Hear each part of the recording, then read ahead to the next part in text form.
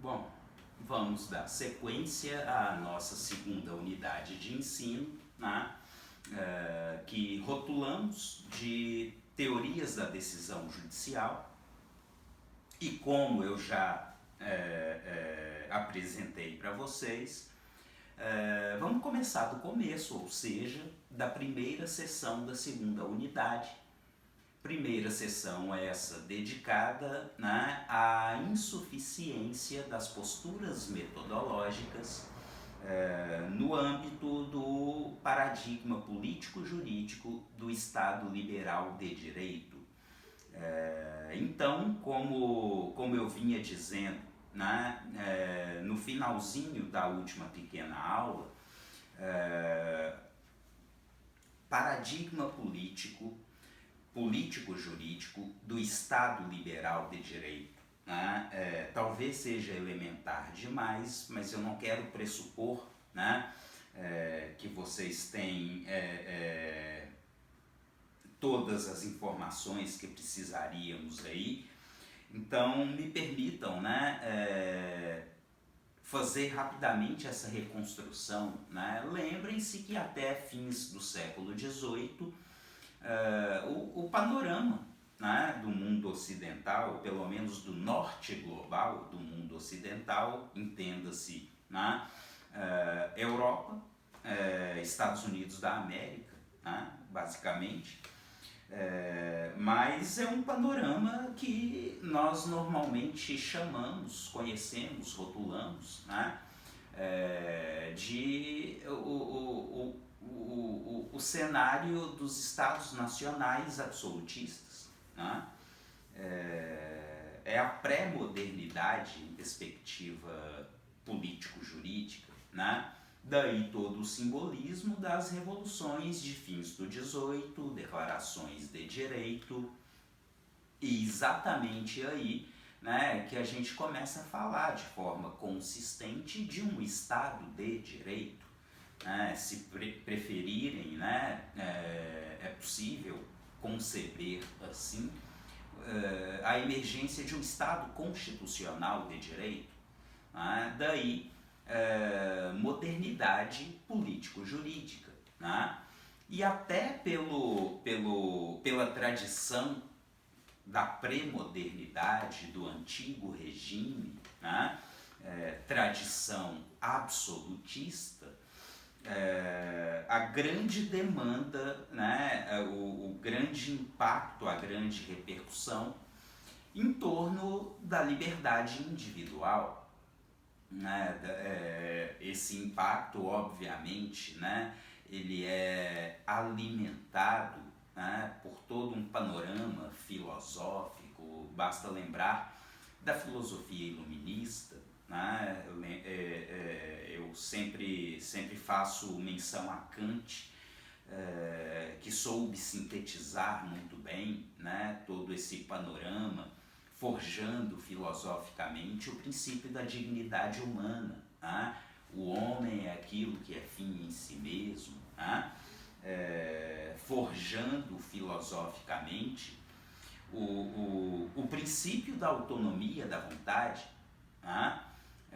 Quando Kant falava da Aufklärung, né? Enquanto um novo tempo, né? Um novo contexto histórico, cultural, que se caracteriza exatamente pela autonomia, né? Pela coragem, pela ousadia do indivíduo, que com essa ousadia pensa e faz aquilo que lhe convém.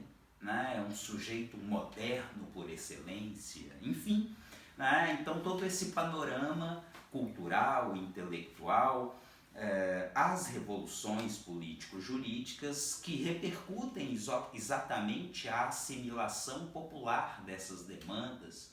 Quer dizer, é o povo que não aceita mais a naturalização da desigualdade, dos arbítrios, dos privilégios, daí as revoluções, daí, né, a ideia pelo menos a ideia de uma república de liberdade, igualdade, fraternidade em perspectiva universal, é claro que esse recorte é familiar para todos vocês, e é exatamente aí que se afirma, que se estabiliza, né, o que a gente chama de paradigma político-jurídico do Estado liberal de direito.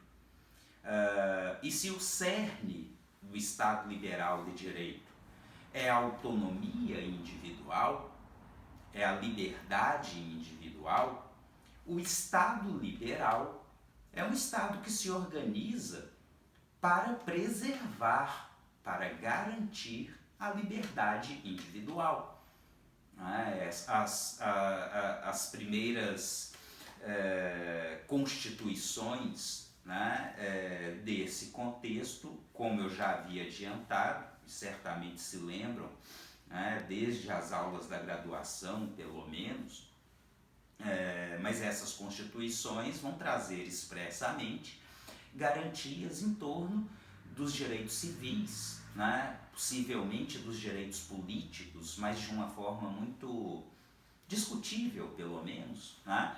Mas no que tange aos direitos civis, não se discute liberdade de expressão, né? Liberdade de trânsito, liberdade de crença religiosa, né? O Estado enquanto Estado laico, consequentemente, e a propriedade individual, são direitos subjetivos, fundamentais, né?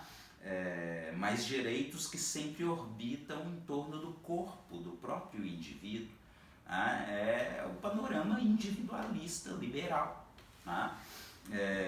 Que converge, né? Que é talvez reforçado com a hegemonia de uma certa classe social, a burguesia, contemporaneamente, né, coisa de uma década depois, 2 décadas depois das revoluções político-jurídicas, pelo menos no continente europeu, não poderíamos não mencionar o impacto da revolução econômico-industrial, né? Quer dizer, a explosão, a multiplicação das fábricas que leva a burguesia, enquanto classe social hegemônica, a se afirmar ainda mais hegemônica, com a explosão de lucros como consequência da produção seriada, né? O que é uma novidade nesse contexto histórico. Então, esse é o panorama do paradigma político-jurídico do Estado liberal. E com esse panorama, o Estado, como eu vinha dizendo também, né, ele se estrutura, ele se organiza para não interferir na liberdade ou na autonomia do indivíduo, né, e até mesmo para garantir essa autonomia.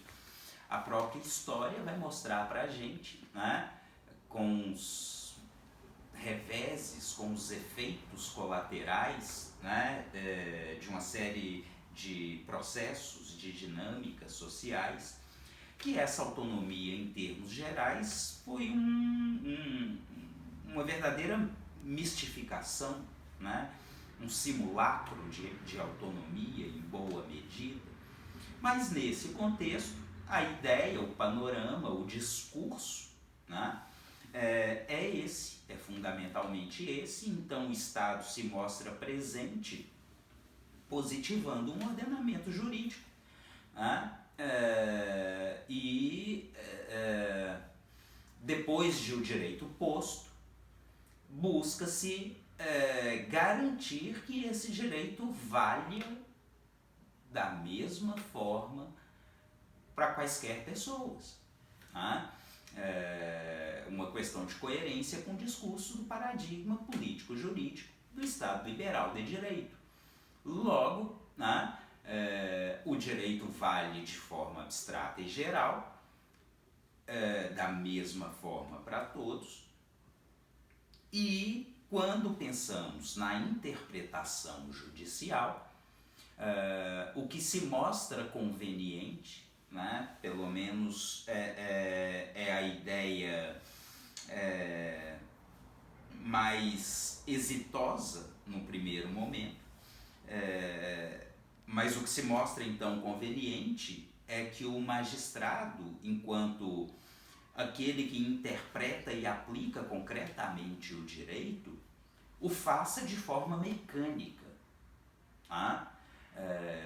Exatamente para preservar, para garantir um único direito válido para todos, tá?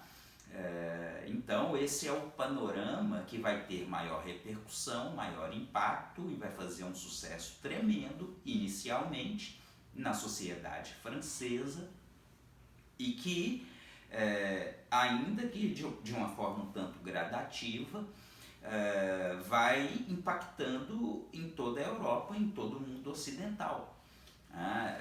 Até então, vocês se lembram, né, até princípios do século XIX, a corrente do direito natural, racional, moderno, ou o jusracionalismo, era a corrente, era o movimento jurídico de maior expressão. Tá? Mas aí o panorama está mudando. Tá? É preciso lembrar do 18 Brumário, quer dizer, do golpe de Napoleão Bonaparte, né? Do perfil restaurador por trás desse golpe. Né? Quer dizer, se a sociedade francesa vive o pós-revolução sob o impacto da revolução, né? E o que alimentou a revolução foi exatamente a filosofia iluminista, o jusracionalismo está embutido nesse pacote. Né? A partir do momento em que Napoleão toma o poder e adota, né, essa orientação reativa à revolução, né? A ideia de restauração consiste nisso. Napoleão, com todo o seu empenho, governando com mãos de ferro, né? E o que vai acontecer é que Napoleão vai se empenhar para mudar o panorama da sociedade francesa. Porque enquanto a base do direito é uma base de um direito pressuposto que remonta à razão humana, isso é vago demais. Esse direito, sendo concretamente aplicado, pode causar muita desorientação, pode gerar uma imprevisibilidade e uma incerteza muito grande. E quando a gente lembra que a burguesia está se afirmando como classe hegemônica, e quando falamos da burguesia, estamos falando de grandes empresários, interessados em fazer negócios, contratos envolvendo uma expressão patrimonial extremamente significativa. E será que vão se sentir confortáveis para fazer seus negócios num panorama, né, de incerteza ou insegurança jurídica? A história mostrou que não. Daí o empenho do próprio Napoleão em torno do que ficou conhecido como o movimento da codificação do direito. É exatamente no seio do movimento da codificação do direito que brota a famosa escola da exegese francesa, aquele grupo de juristas que vai afirmar que o direito é o que está contido nos códigos, fazendo um esforço tremendo para difundir, né, amplamente a ideia de que, a partir do momento em que o direito é estritamente o que está contido nos códigos, e aquilo que está contido nos códigos, um sistema racional completamente coerente, tá? Normas que vão se amarrando de forma completamente harmoniosa, tá? A partir do momento em que essas normas são tidas como claras, objetivas e inequívocas, tá? Dispensa-se a interpretação do direito. E tanto melhor que seja assim, em prol da segurança jurídica ou da certeza do direito. Bom, mantendo o tempo das aulas, né, eu paro por aqui e já trago outra aula logo na sequência. Mais uma vez, obrigado.